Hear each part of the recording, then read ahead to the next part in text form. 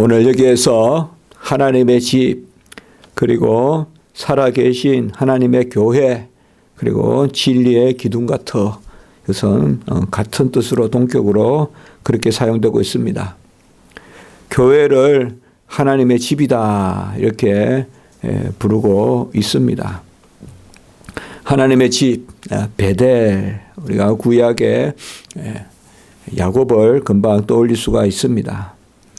야곱이 밧단 아람으로 갈 때 참 궁급한 그런 가운데서 돌을 베개로 삼아 자고, 또 강야로 그런 초행으로 초행길을 떠나면서 여러 어려움이 있었습니다. 그 가운데 어떻게 이 길을 안전하게 갈까 해서 그때 베델에서 자다가 사닥다리가 오르락 내리락 하며 천사들이 수종을 들고 그곳에서 이제 하나님을 만나게 됩니다. 그래서 하나님이 그 길을 지켜주시고 다시 귀환하게 돌아올 수 있게 하시면 그곳을 베델이다 그렇게 그곳에서 단을 쌓겠다 그렇게 약속을 합니다.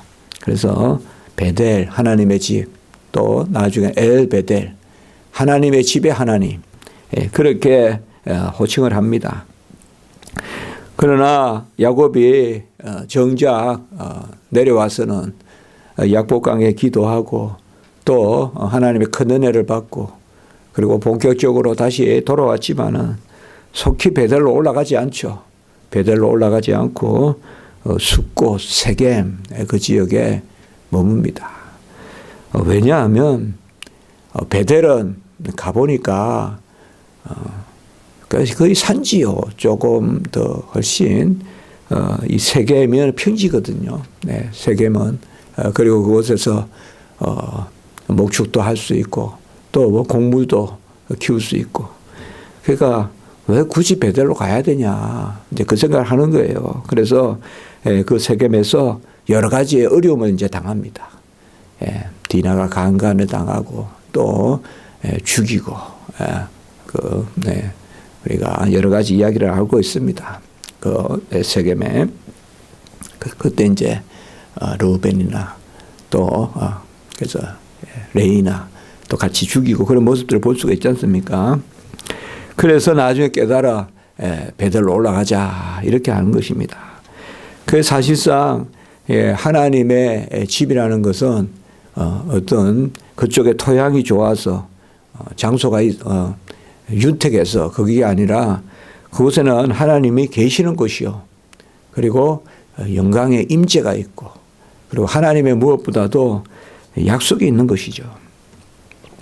오늘 말씀에 보면 베델은 뭐냐 하면 살아계신 하나님의 교회다. 하나님의 집이라는 개념은 사실 하나님의 집이다 이라면 우리가 예수 그리스도께서도 이 땅에 오셔서 이것은 기도하는 하나님의 집이다 그렇게 말씀하지 않습니까? 그래서 이사야 말씀 이런 것과 관계가 되는데 무엇보다 살아계신 하나님의 교회다 이렇게 말씀하는 것은 언약의 말씀, 약속이 있는 교회다. 그러니까 살아계신 하나님의 말씀, 말씀이 있고 그 말씀을 이루시는 하나님의 뜻이 있는 그 교회다. 그 교회, 그곳을 특별히 하나님의 집이다. 그 집은 말씀이 있고 오늘 이어지는 본문은 진리의 기둥 같으다. 이렇게 말씀하고 있는 것을 볼 수가 있습니다. 무엇보다도 교회에는 진리, 우리가 베드로가 살아계신 주는 그리스도시요 살아계신 하나님의 아들이시니다. 그 사람들은 다 들으는 세례 요한이요, 또 들으는 엘리야요, 들으는 에레미야요, 또 그와 같은 한 선지자다 이렇게 곡해하고 있잖아요. 예수를 그저 한 인간으로 뛰어난 한 현인 정도로 랍비 정도로 보는데 베드로는 올바르게 봤어요. 주는 그리스도시요. 그리스도는 선지자, 제사장, 왕으로서 기름 부은 그러한 그리스도는 기본적으로 사람이에요. 사람. 그리스도는 그는 사람의 아들이요. 그리고 살아계신 하나님의 아들이시다. 하나님의 아들이요. 그 베드로가 올바르게 고백했다고요. 바로 예수 그리스도를 다른 사람들은 전부 사람으로만 보는데, 무리들은 뛰어난 사람 정도로 생각하는데, 예수님을 사람으로 생각하면 이성적으로 생각하게 되는 거예요. 사람으로 생각하면 장군같이 여기고, 사람으로 생각하면 어디 칼이로 들이고 그저 근세 있는, 그렇게 생각한다고. 예수님은 하나님의 아들이시자 사람의 아들로 고백해야 바로 낮아지신 예수 그리스도, 자기를 낮추시고 비우신 예수 그리스도 인정하게 되거든요.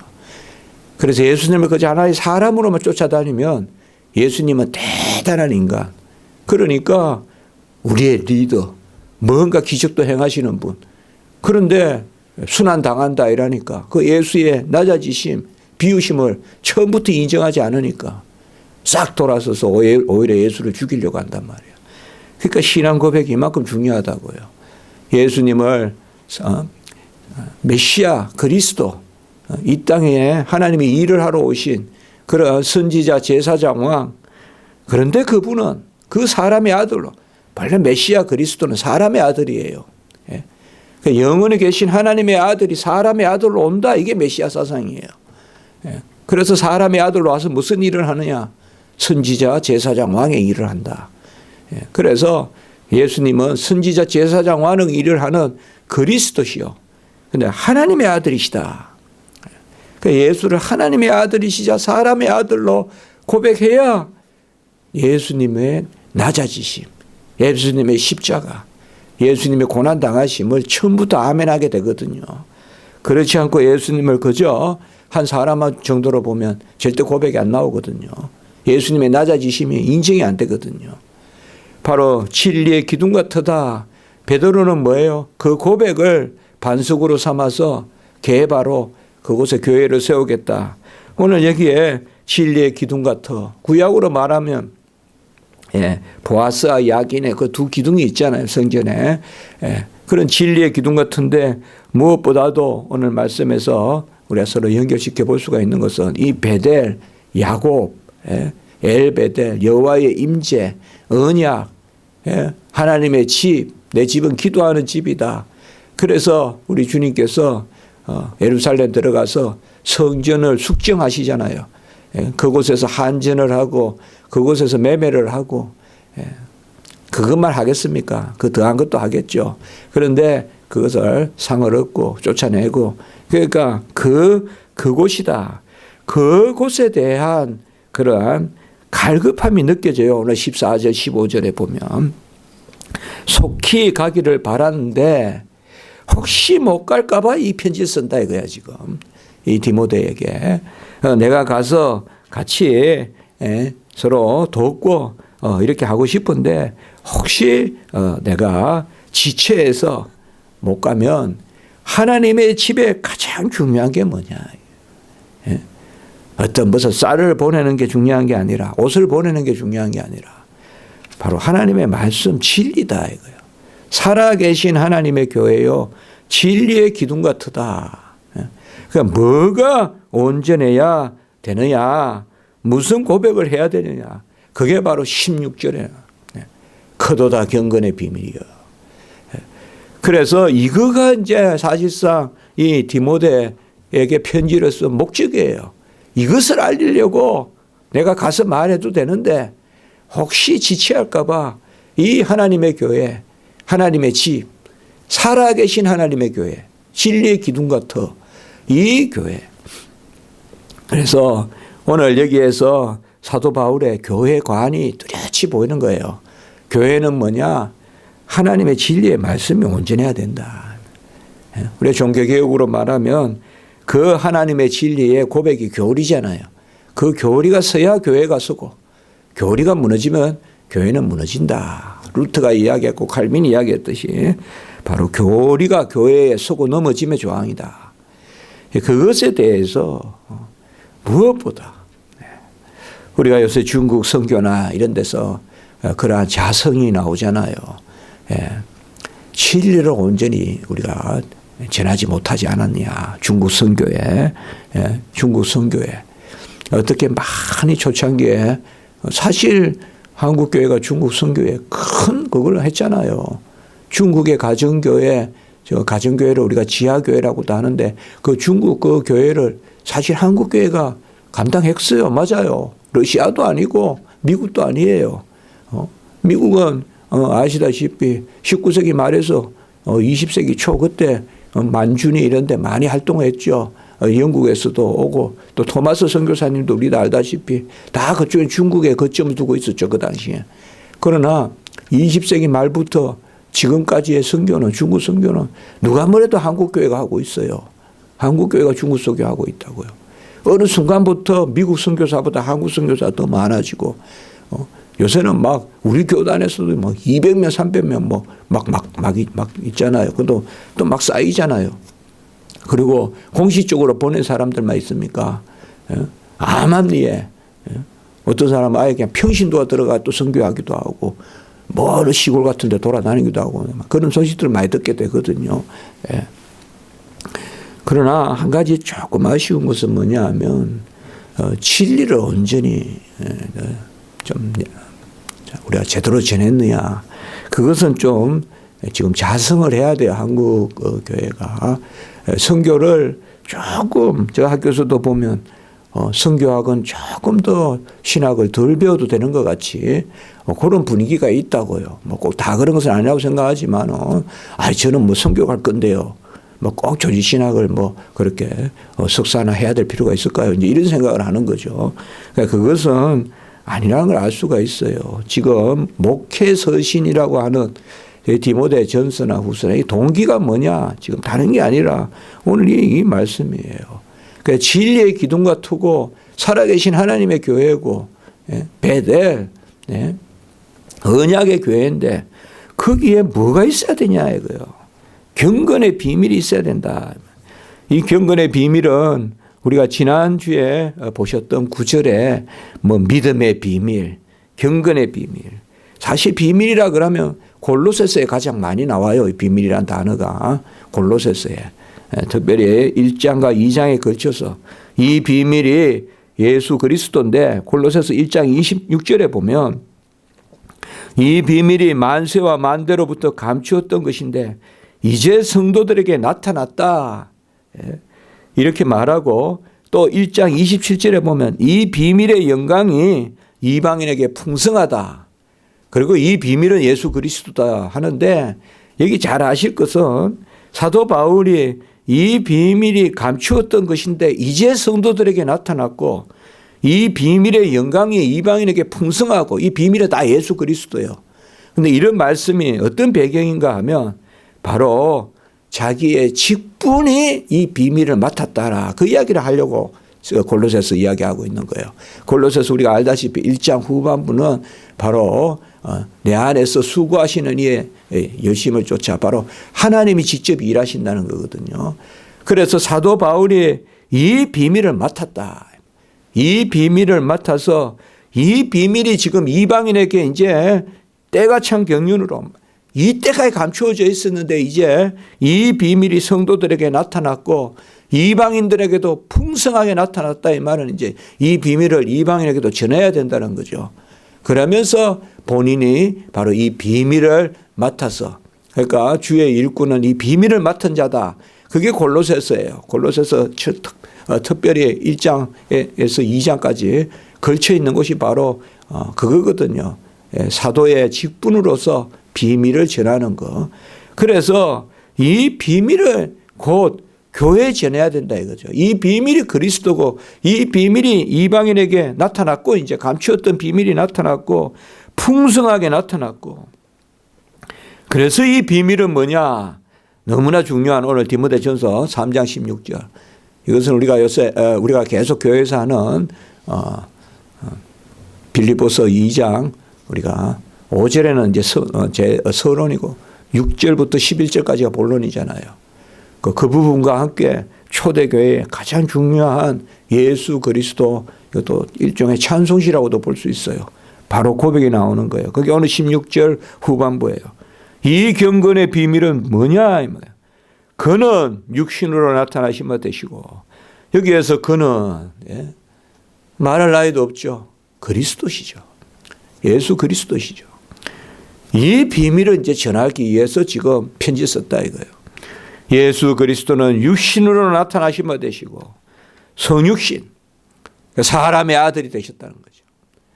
그리고 영으로 의롭다 하심을 받으시고 천사들에게 보이시고 만국에 전파되시고 세상에 믿음 받으시고, 이것은 부활이라고 볼 수가 있어요.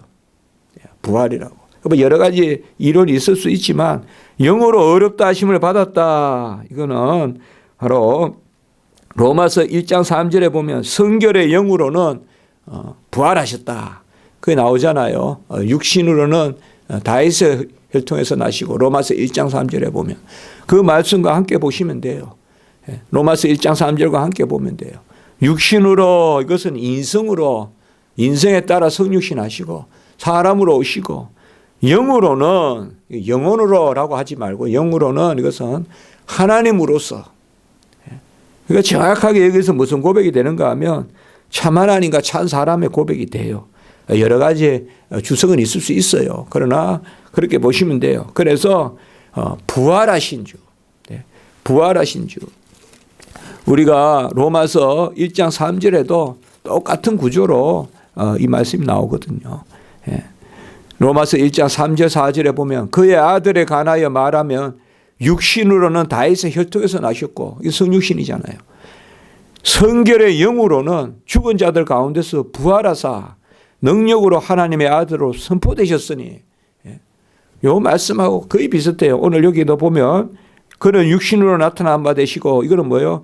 바로 육신으로선 다윗의 혈통에 나시고, 그리고 성결의 영으로는 죽은 자들 가운데 부활하시고 능력으로 하나님의 아들로 선포되셨다. 로마서 1장 4절. 여기도 뭐예요? 영으로는 의롭다 하심을 받으시고 부활하시고 천사들에게 보이시고 만국에 전파되시고 세상에서 믿음 받으시고. 이거는 로마서 1장 4절하고 너무 비슷해요. 오늘 3절 4절하고. 그래서 로마서 1장 3절 4절도 학자들의 여러 가지 주석의 견해가 있지만 1장 3절은 예수님의 사람의 아들로 나심, 인성, 그리고 4절은 바로 신성의 능력으로 부활하심, 그리고 그 부활의 선포가 있게 됨, 부활이 땅끝까지 이제 그 부활의 선포가 하나님의 아들로 선포되심이 있음, 그것을 말하고 있거든요. 오늘 여기도 마찬가지예요. 육신으로 나타나마 되시고, 말은 성육신 하셨다. 그러니까 이게 교회가 이걸 알아야 된다. 이것이 바로 경건의 비밀이다. 경건은 뭐예요? 계시를 내려받고 그리스도와 연합해서 예배를 올려드리고, 이 경건이라는 것은 성도의 순환이에요. 순환. 나무가 신진대사를 하듯이 경건은 뭐예요? 성도가 올바로 순환하는 거예요. 성도가 돌아가는 게 경건이에요. 말씀을 받고 예배를 올려드리고, 이 일종의 성도의 삶의 신진대사 사이클이에요. 경건이라는 게. 이게 온전하면, 경건이 온전하면 성도의 사이클이 돌아가는 거예요. 말씀을 받고 올려드리고. 이 경건의 비밀이 바로 뭐냐? 예수 그리스도. 예수 그리스도가 이 땅에 성육신 하시고, 그리고 부활하셨다. 특별히 영으로 의롭다 하심을 받으시고 천사들에게 보이시고 만국에서 전파되시고 세상에서 믿음 받으시고, 이것은 부활이라고 볼 수가 있어요. 부활의 메시지. 아까 로마서 1장 4절에 비추어서. 그래서 이 땅에 육신으로 오시고, 여기서 죽으시고는 나오지 않지만 바로 죽으시고 모든 고난을 다 당하시고 죽으시고, 그리고 부활하시고, 그리고 뒷부분에 영광 가운데 올리시셨다 이 말이에요. 성천하셨다 이 말이에요. 성천하셔서 보좌 우편에 계시는. 그러니까 짧은 한 절이지만은 여기도 빌립보서 2장 우리가 6절에서 11절까지에 그가 낮아지시고 비우시고 낮아지시고, 그리고 이제 뭐예요? 높임을 받으셔서 우리가 매주 오후에 그래 하지 않습니까? 그 주님의 낮아지심과 높아지심, 그것을 그대로 오늘 16절에 있다, 나온다 이 말이에요. 이것이 바로 경건의 비밀이다. 그래서 교회가 이것이 있어야 된다. 살아있는 하나님의 교회, 진리의 기둥 같아. 그리고 하나님의 집, 그 하나님의 집에 무엇이 바로 신앙 고백이 온전해야 된다. 아까부터 계속 이야기했지만 바로 베드로에게 그 신앙 고백 위에 교회를 세우겠다. 그 신앙 고백은 베드로의 신앙 고백은 다른 게 아니라 뭐예요? 주는 그리스도시요 살아계신 하나님의 아들이시다. 정확한 그 베드로의 고백은 예수님은 하나님의 아들이시자 사람의 아들이시라는 거예요. 하나님의 아들이시자 사람의 아들이다. 예수님이 누군가 정확하게 아는 거죠. 그게 고백이죠. 다 뛰어난 사람의 아들 정도로 아는. 오늘날 신신학, 자유주의 신학이 전부 그렇지 않습니까? 상승 기독론이라고 해서 예수는 한 인간인데 뛰어난 인간이다. 초월된 인간이다. 특별한 어떤 새 존재다. 전부 다 그런 고급 신학을 한다고 소위 이야기하면서 다 예수를 잘못 알고 있는. 예수를 그저 세례 요한 정도, 엘리야나 에레미야 정도로 보고 있는. 그 당시에 무리들과 같이 보고 있는. 그러나 우리의 온전한 고백은 뭐예요? 예수는 하나님의 아들이시자 사람의 아들이시다. 그분은 분명히 하나님이시다. 그럼 그 하나님의 아들이 사람의 아들이 되셔서 하나님의 아들이시자 사람의 아들로서 모든 일을 다 이루시고 그것을 우리 것 삼아 주신다. 그 예수에 대한 정확한 고백. 이것이 경건의 비밀이다. 우리가 지난주에 보았으면 집사들에게 믿음의 비밀이 있어야 된다 그랬잖아요. 있어야 된다고요. 믿는 구석이 있어야 된다고요. 다 이성적이고 다 세상적이면 안 된다 이 말이에요. 뭔가 내가 무릎을 꿇으면 하나님이 응답하시고 뭔가 이럴 때 하나님이 살아계셔서 나에게 뭔가 어려운 듯해도 뭔가 우리가 쫓겨가는 듯해도 베델의 야곱을 만나듯이 약복강에서 또 만나 주시듯이 그 믿음의 비밀 그것이 오늘은 경건의 비밀 뭐 믿음의 비밀 경건의 비밀 그게 뭐냐 이거죠. 그 예수 그리스도에 대한 고백이다. 정확한 예수님이 누구신가 아는 그 비밀 예수님이 누구신가 아는 이 신약 시대예요. 예수를 알면 또 아버지를 알고 말씀을 듣고 그 말씀은 바로 믿음은 들음에서 들음은 그리스도의 말씀에서 그것을 오늘 우리에게 이야기하고 있습니다. 이 사도 바울이 어떤 형편이었는지 우리가 정확하게 알 수는 없지만 가서 전해도 되는데 혹시 지체할까 봐 이걸 전한다. 얼마나 우리 아까 골로새서도 이야기했지만 이제 풍성한 비밀이 이방인에게 나타나고 그리고 그 비밀이 만대에 감추었던 것이 나타났다는 거 아니에요 지금. 만대에 감추었던 비밀이 그 예수 그리스도가 바로 비밀이잖아요. 이 비밀은 그리스도시니 하나님의 비밀이신 그리스도 계속 나온다고요. 골로새서 1장과 2장에 걸쳐서. 그리고 그가 바로 보호하고 지혜에 보호하고 계속 그렇게 나오잖아요. 골로새서에. 그러니까 예수가 누구신가. 그것이 교회의 핵심이 돼야 된다. 주 예수가 누구신가. 주 예수는 누구냐. 우리가 사도신경 이제 다루지만 사도신경이 바로 뭡니까? 그 베드로의 고백에서 시작되잖아요. 주는 그리스도시요 살아계신 하나님의 아들이시다. 그게 사도신경의 모판이거든요. 그 고백이. 그 고백을 우리가 이제 지금 나누잖아요. 그것이 교회에 온전해야 된다. 벌써 110년 전에 워필드는 그리스도 없는 기독교다. Christless Christianity 이렇게 긴 글을 썼어요. 이제 벌써 100년도 됐겠죠. 더 110년도 됐겠네요. 이제 짧게 봐도 벌써 그때 그리스도 없는 기독교다. 오늘 우리도 깊이 생각해 볼 일입니다.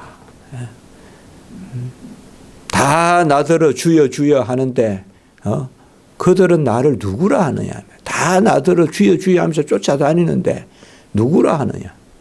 들으는 세례 요한, 들으는 엘리야, 들으는 에레미야나 한 선지자라고 합니다.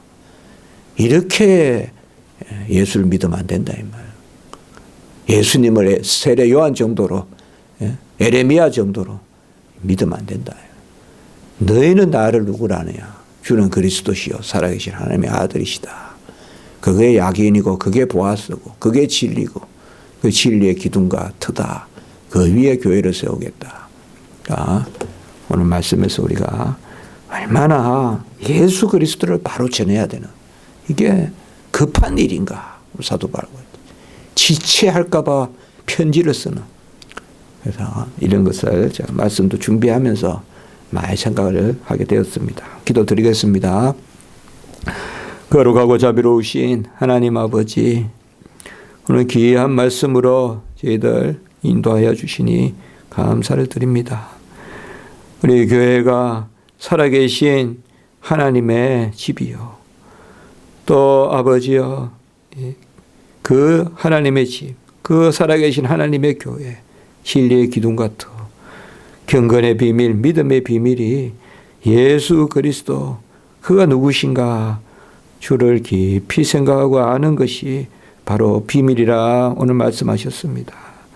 아버지여, 교회가 많은 것을 생각하고 많은 행사도 하고 많은 것을 하지만 정작 아버지여 진짜 교회가 간직하고 교회가 깊이 우리가 새겨야 될 것을 잃어버리지 않도록 기억해 하시고, 오늘 사도 바울이 아버지 골로새서에서 이방인에게 이 비밀이 풍성히 나타났고 만대에 감추어졌던 그 비밀이 나타났다 하셨습니다. 우리 교회에도 이 예수 그리스도의 참 하나님 참 사람으로 중보자 되셔 다 이루시고 그 의를 우리 것 삼아주시는 이 비밀이 우리 교회에게도 풍성하게 역사할 수 있도록 인도하시옵소서. 오늘 한날 예배와 순서와 모든 오가는 걸음 위에 이의 은혜를 더하여 주시옵소서. 주 예수 그리스도 이름으로 감사하며 기도드리옵나이다. 아멘.